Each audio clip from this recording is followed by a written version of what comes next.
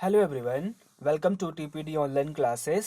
Civics में पिछले lecture में हमने एक चैप्टर कंप्लीट किया हुआ था व्हाट इज गवर्नमेंट, जिसमें हमने गवर्नमेंट के रोल रिस्पॉन्सिबिलिटी के बारे में डिस्कस किया था। किसी भी कंट्री को गवर्नमेंट की ज़रूरत क्यों है ये हमने पढ़ा था। इस वीडियो लेक्चर में एक नया चैप्टर स्टार्ट करने जा रहे हैं, की एलिमेंट्स ऑफ डेमोक्रेटिक गवर्नमेंट। सबसे पहले ये जान लेते हैं कि डेमोक्रेटिक गवर्नमेंट होने का क्या मतलब होता है।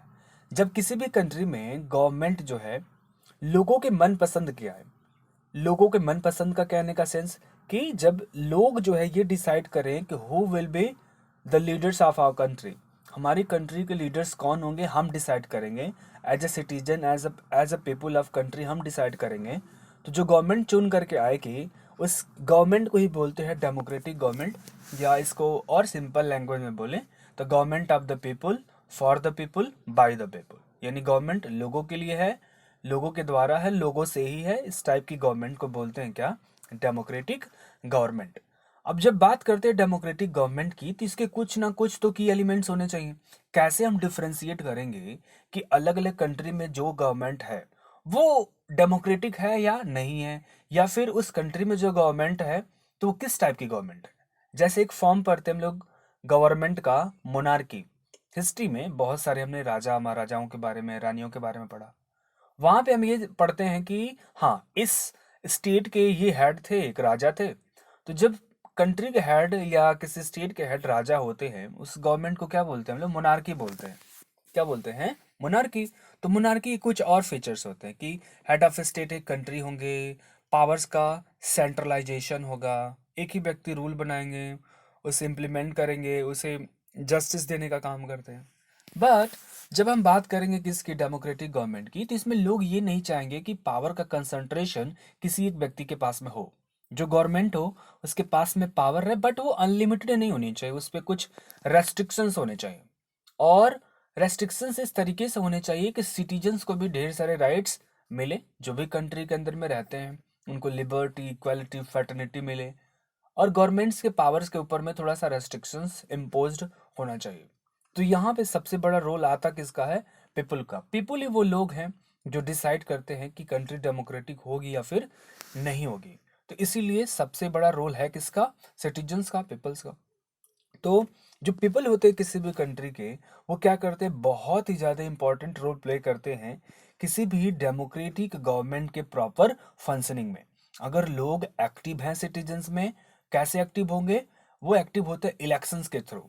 अगर इलेक्शंस कंडक्ट हो रहा है कंट्री के अंदर में, और इलेक्शंस कंडक्ट हो रहा है, ज़्यादा से ज़्यादा लोग पार्टिसिपेट कर रहे हैं, तो वही तो डिसाइड कर रहे हैं ना कि हमारा फेवरेबल गवर्नमेंट कौन है, ऐसी कौन सी गवर्नमेंट के लोग हैं, कौन से ऐसे मेंबर्स हैं जो हमारे वेलफेयर के बारे में सोचते हैं। ये सब चीज़ों को एनालाइज कर पाते हैं। इसलिए रोल बहुत ही ज़्यादा इंपॉर्टेंट हो गया किसका? पीपल्स का।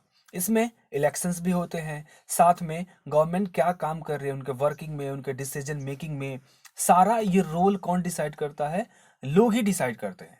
गवर्नमेंट ने कुछ ऐसा स्टेप्स लिया, लोगों को नहीं पसंद आया, तो लोग क्या कर सकते हैं? प्रोटेस्ट कर सकते हैं, उनका क्रिटिसिज्म करते हैं। कौन करता है? गवर्नमेंट में लोग करते हैं। गवर्नमेंट के अगेंस्ट कौन काम करता है? लोग काम करते हैं। जब गवर्नमेंट लोगों के अगेंस्ट में कोई लॉ बनाती है, कोई रूल रेगुलेशन पास करती है, तो लोग जो है सड़कों पर उतर के गवर्नमेंट का क्रिटिसिज्म करते हैं। और जब उनको गवर्नमेंट पसंद नहीं आती है तो नेक्स्ट इलेक्शन में उनको क्या कर देते हैं? चेंज कर देते हैं। तो यहाँ बात आई किसकी? इलेक्शन की। जब कभी भी किसी भी कंट्री में डेमोक्रेसी होती है तो वहां पे लोग क्या करेंगे? अपने वोट को कास्ट करते हैं। कास्ट का मतलब वोट देने जाते हैं और अपने एक व्यक्ति को चूज करेंगे जो उन्हें पसंद आता है। उसे क्या बोलते हैं? रिप्रेजेंटेटिव बोलते हैं।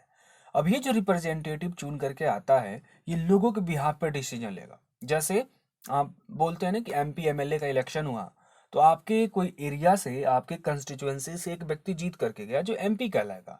अगर लोकसभा का इलेक्शन हुआ तो स्टेट की असेंबलीज के लिए अगर इलेक्शन हुआ उसे क्या बोलेंगे? एमएलए बोलते हैं, मेंबर ऑफ लेजिस्लेटिव असेंबली बोलते हैं। तो आपके एरिया से जो विधायक या जो सांसद जीत करके जाएंगे तो ऐसा माना जाएगा कि जब वो गवर्नमेंट में जाएंगे तो आपके बिहाफ पे वो क्या ले रहे हैं? डिसीजन ले रहे हैं। ऐसा होता है इलेक्शंस के थ्रू में। जो भी गवर्नमेंट हमारे वहाँ बनती है, जो लोग ये रिप्रेजेंटेटिव चुन करके जाते हैं, असेंबली में जाएं, स्टेट की असेंबली में या पार्लियामेंट में, ये कितने साल तक सर्व करते हैं, अपनी सर्विस में रहते हैं 5 ईयर्स तक। उसके बाद में जब इनका टेन्योर खत्म होता है तो फिर से हमें इलेक्शन करवाया जाता है। और इलेक्शन में पार्टिसिपेट कौन करेगा? अगेन सिटीजन से हमारी कंट्री में करते हैं। ठीक है, एक टॉपिक है क्या? Social movement. अब सोचिए जरा, गवर्नमेंट तो बन गई, लोगों इलेक्शन भी हुआ, फ्री एंड फेयर इलेक्शन हुआ, गवर्नमेंट बन गई। अब लोगों को ये लगा कि गवर्नमेंट 5 साल के लिए हमने चुन तो दिया, लेकिन गवर्नमेंट ऐसे ढेर सारे काम कर रही है जो हमारे लिए सही नहीं है। तो जब हमारे लिए सही नहीं है, लोगों को ऐसा लगा, तो लोग क्या इस बात से नाराजगी जाहिर कर सकते हैं क्या? बिल्कुल कर सकते हैं। कैसे करेंगे? मूवमेंट स्टार्ट करेंगे। मूवमेंट का मतलब होता है आंदोलन। जब लोगों को लगता है कि गवर्नमेंट हमारे वेलफेयर के अगेंस्ट काम कर रही है, तो वो क्या कर सकते हैं? मूवमेंट स्टार्ट करेंगे। कैसे? धरना प्रदर्शन करके, स्ट्राइक करके, रैलियां निकाल करके, सिग्नेचर कैंपेन करके। क्या करके? सिग्नेचर कैंपेन की। हम ये चाहते हैं कि गवर्नमेंट ने जो लॉ बनाया है, हम लोग इसके अगेंस्ट है, तो कौन कौन हमें सपोर्ट कर रहा है, तो सबका वो लोग साइन करा के गवर्नमेंट को भेजते हैं, प्रेस कॉन्फ्रेंस करवाते हैं। ठीक है, तो ऐसे बहुत सारे स्टेप्स होते हैं जो सोशल मूवमेंट का पार्ट है, ये कहलाते हैं। और गवर्नमेंट के क्रिटिसिज्म को, गवर्नमेंट के द्वारा जो भी डिसीजंस लिए गए, जो भी स्टेप्स उठाए गए, उनको क्रिटिसाइज करने के लिए ऐसे काम करते हैं। जैसे भारतीय किसान यूनियन है, इसके जो एक्टिविस्ट लोग हैं वो क्या करते रहते? डेमोन्स्ट्रेट करते हैं। वो क्या कर रहे हैं? मिनी सेक्रेटरिएट पे क्या कर रहे हैं? डेमोन्स्ट्रेट कर रहे हैं किसी चीज़ को लेकर के। जैसे कि इनका जो पैडी का जो धान उनकी फसल हुई थी, उसका ट्रांसपोर्टेशन नहीं हो पा रहा था, उनके एरिया में इलेक्ट्रिसिटी नहीं जा पा रही थी, पावर का शॉर्टेज था, तो उन्होंने गवर्नमेंट से डिमांड करी कि हमारे एरिया में बिजली 24 घंटे आनी चाहिए। गवर्नमेंट ने ऐसा नहीं किया, तो लोगों ने क्या कर दिया? प्रोटेस्ट स्टार्ट कर दिया। तो किसके यूनियन ने किया? किसान के यूनियन ने। वैसे ही सपोज करिए कहीं लेबर्स हैं, लेबर्स को कोई प्रॉब्लम है कि उनको प्रॉपर टाइम पे सैलरी नहीं मिल रही, तो वो भी क्या कर सकते हैं? प्रोटेस्ट स्टार्ट कर देते हैं। अब जब डेमोक्रेटिक कंट्री में हम रहते हैं ना, तो डेमोक्रेटिक कंट्री में ये दिक्कत रहती है कि जो भी लोग होते हैं 2 ग्रुप में बंट जाते हैं। एक ग्रुप जिसकी संख्या बहुत ज़्यादा होती है और एक ग्रुप जिसकी संख्या कम होती है। तो जिसकी संख्या कम होती है उससे बोलते हैं माइनॉरिटी कम्युनिटी, जिसकी संख्या ज़्यादा होती है उससे बोलते हैं मेजॉरिटी कम्युनिटी। तो माइनॉरिटी जो कम्युनिटी के लोग होते हैं, उनको इस बात का डर होता है कि गवर्नमेंट हमारे राइट्स को छीन सकती है, हमारे साथ बहुत ज़्यादा डिस्क्रिमिनेशन कर सकती है। लेकिन जब हम बोल रहे हैं ना कि हमारी कंट्री में क्या है? डेमोक्रेसी है, तो डेमोक्रेटिक बिहेवियर में जब कंट्री में डेमोक्रेसी होगी, तो वहाँ पे इक्वलिटी होना चाहिए सबके साथ में, भले वो मेजॉरिटी के साथ हो या माइनॉरिटी के साथ में हो। इसलिए बात होती है किसकी? कि माइनॉरिटियों को भी रिकॉग्निशन देना चाहिए, उनकी भी कुछ वजूद है, इस बात को मानना चाहिए। अब माइनॉरिटी में कौन लोग आते हैं भाई? ये आते हैं दलित लोग, आदिवासी लोग, वुमेन आती हैं। वुमेन्स को बहुत सारे राइट नहीं मिलते हैं क्योंकि जेंडर के आधार पे डिस्क्रिमिनेशन इनके साथ में होता है। दलित यानी SC ST कम्युनिटी के लोग, और आदिवासी यानी जो ट्राइबल्स कम्युनिटी लोग होते हैं, इनकी बात होती है। तो ऐसे लोगों को भी, ये माइनॉरिटी कम्युनिटी है, ऐसे लोगों को भी गवर्नमेंट में पार्टिसिपेशन मिलना चाहिए। क्या मिलना चाहिए? पार्टिसिपेशन मिलना चाहिए। इनके भी राइट्स को गवर्नमेंट के द्वारा समझा जाना चाहिए, और ऐसा समझा जाता भी, ऐसा नहीं है। जैसे कॉन्स्टिट्यूशन में बहुत सारे ऐसे प्रोविजंस हैं कि ऐसे लोगों को कुछ सीटें जो है लोकसभा में, राज्यसभा में रिजर्व कर दी जाएंगी। पंचायतों के जो इलेक्शंस होते हैं, इसमें वुमेन्स के लिए 1/3 सीटें रिजर्व कर दी जाएंगी। स्कूल्स में तो कुछ सीटें रिजर्व कर दी जाएंगी। तो इनके लिए भी वेलफेयर के लिए डिमांड किया जाता है। जैसे कि जो आदिवासी कम्युनिटी है, एक संथाली कम्युनिटी है, संथाली लैंग्वेज बोलती है, और ये लोग रहते हैं झारखंड वाले इलाकों में।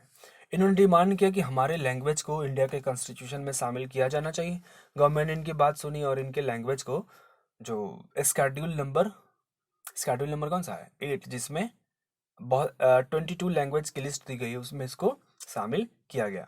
तो ये शामिल करके गवर्नमेंट क्या बताना चाहती है? कि हम जो है माइनॉरिटी के वेलफेयर के बारे में सोचते हैं। समझ में आई बात? सो अभी के लिए इतना रखते हैं। Thank you. नोट्स आप प्रॉपर तरीके से बनाते रहेंगे, और जो पिछला चैप्टर कंप्लीट हुआ है उसके एक्सरसाइज के क्वेश्चन आप लोग खुद से आंसर करिए। जो नहीं है समझ में, आप या तो यहाँ कमेंट सेक्शन में, वीडियो के नीचे जो दिया गया गैप वहाँ पूछ सकते हैं, या फिर व्हाट्सएप में जो ग्रुप है उसमें आप क्वेश्चन पूछ सकते हैं। Thank you.